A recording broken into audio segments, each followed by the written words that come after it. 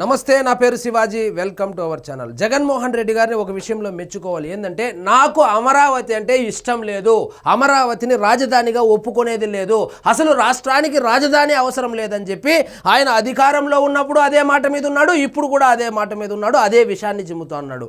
ఇప్పుడు కొత్తగా ఏమంటున్నాడంటే, ఆయన ఏం చెప్పాడు, మొన్న ప్రెస్ మీట్ పెట్టి రాష్ట్రానికి రాజధాని కావాలని ఏ రాజ్యాంగంలో రాసింది, రాజ్యాంగం ప్రకారము రాజధాని అనేటువంటి మాటే లేదు, నేను ఏడ కూర్చుంటే అదే రాజధాని అని చెప్పినటువంటి మాట మనమందరము విన్నాము. దాన్ని కవర్ చేయడానికి మళ్ళీ సజ్జల రామకృష్ణారెడ్డి గారు మరుసటి రోజు ప్రెస్ మీట్ పెట్టి ఏం చెప్పాడు, అమరావతి రాజధాని అని చెప్పి కవరింగ్ చేయడానికి ప్రయత్నాలు అయితే చేశాడు. కానీ ఈయన పేపర్లో కావచ్చు, ఈయన ప్రెస్ మీట్లో మాట్లాడేటువంటి మాటలు కావచ్చు చూస్తే ఈయనకు అమరావతి అంటే ఇష్టం లేదు, అమరావతి ఈయన మరొకసారి అధికారంలోకి వస్తే అమరావతిని చంపేస్తాడని చెప్పి చాలా క్లియర్గా ఆయన ఇండికేషన్స్ ఇస్తూనే ఉన్నాడు. ఇంకా అర్థం చేసుకోవాల్సినటువంటి బాధ్యత మీది, మనది.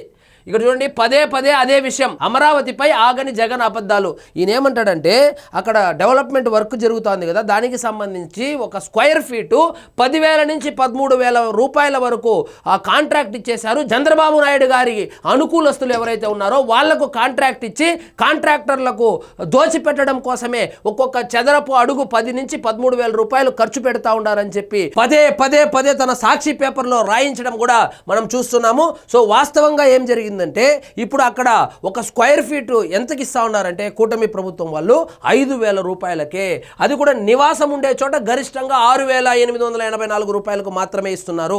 కానీ దాన్ని ఇంటూ 2 వేసుకొని డబుల్ చేసేసి 10,000 రూపాయలకి ఇస్తా ఉన్నారు, 13,000 రూపాయలకి ఇస్తా ఉన్నారని చెప్పి జగన్మోహన్ రెడ్డి గారు విష ప్రచారం మొదలు పెట్టారు.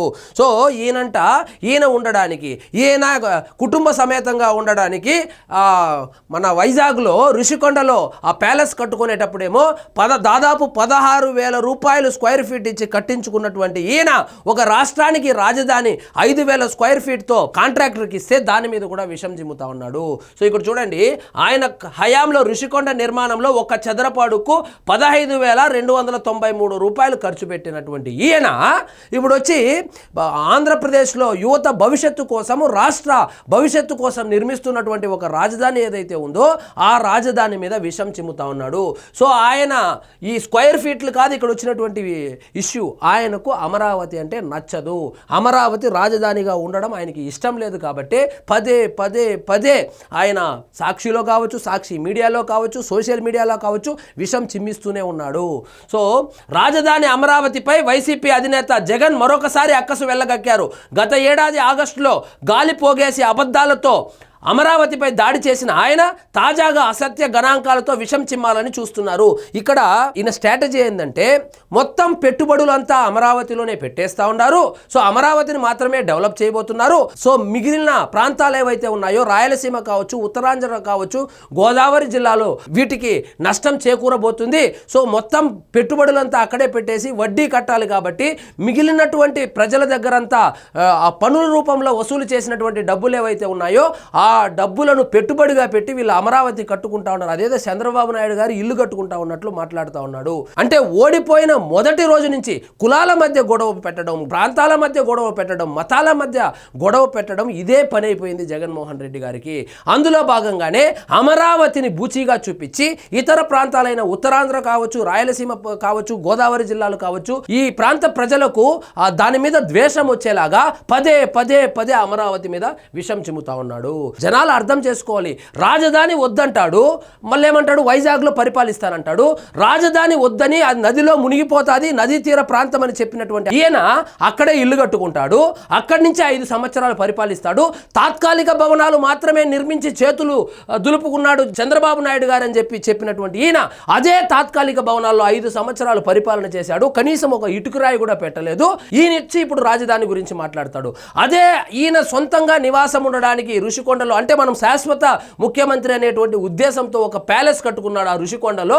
దానికి 15,293 రూపాయలు ఖర్చు పెట్టి ఒక స్క్వేర్ ఫీట్తో నిర్మాణం చేసుకుని ప్యాలెస్ కట్టుకున్నటువంటి ఈయన ఒక రాష్ట్ర రాజధానికి కేవలం 5,000 రూపాయలు. ఇప్పుడు ఊర్లో ఇల్లు కట్టాలంటే కూడా 1,000 రూపాయల నుంచి 2,000 రూపాయలు స్క్వేర్ ఫీట్ అడుగుతా ఉన్నారు.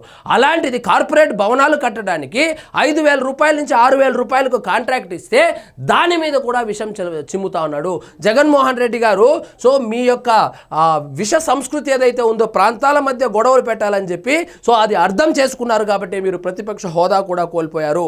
సో ఓటమి నుంచి మీరు ఏమీ నేర్చుకోలేదు, ఇంకా క్రూరంగా తయారయ్యారు. సో ఆ ఓటమి నుంచి ఏదైనా నేర్చుకొని ఈసారైనా ప్రతిపక్ష హోదా వస్తుందేమో అనుకుంటే లేదు లేదు నేనేం మారలేదు, నాకు అసలు ప్రతిపక్ష హోదానే వద్దు అన్నట్లు ఈయన ముందుకెళ్తా ఉన్నాడు. మరి చూద్దాం ఏం జరుగుతుందో. సో మొత్తానికి ఈయనకు ఒకటి గుర్తుపెట్టుకోండి, ఆంధ్రప్రదేశ్ ప్రజలు గుర్తుపెట్టుకోండి, ఈయనకు అమరావతి కాదు రాష్ట్రానికి రాజధానిగా ఉండకూడదు. ఒక రాజధాని ఉంటే రాష్ట్రం అభివృద్ధి చెందిపోతే ప్రజలు మన మాట వినరు అనేటువంటి మెంటాలిటీతో ఉన్నటువంటి ఒక నియంత ఈయన.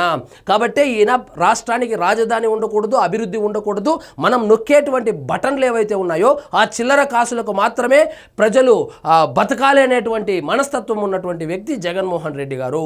సో ప్రతిరోజు విషం చిమ్ముతానే ఉన్నాడు.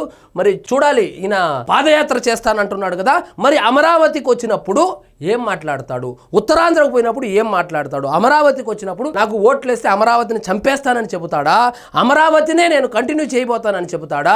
సో ఇక 2-3 రోజుల్లో పార్లమెంట్లో బిల్లు కూడా పెట్టబోతున్నారు, శాశ్వత రాజధానిగా అమరావతిని చేయడానికి బిల్లు కూడా పాస్ కాబోతుంది. తర్వాత ఏ విధంగా మాటలు మారుస్తాడో చూడాలి. మరి మాట తప్పడమే ఆయన వృత్తి, అదేవిధంగా మడమ తిప్పడం ఆయన ప్రవృత్తి అయిపోయింది. కాబట్టి ఇంక ఏదైనా మాట్లాడతాడు, ఏదైనా రాసిస్తాడు. సో ఇదండి ఈరోజు మన టాపిక్. మీకు ఈ వీడియో నచ్చినట్లయితే లైక్ చేయండి, షేర్ చేయండి, ఛానల్ మాత్రం సబ్స్క్రైబ్ చేసుకోవడం మర్చిపోవద్దు.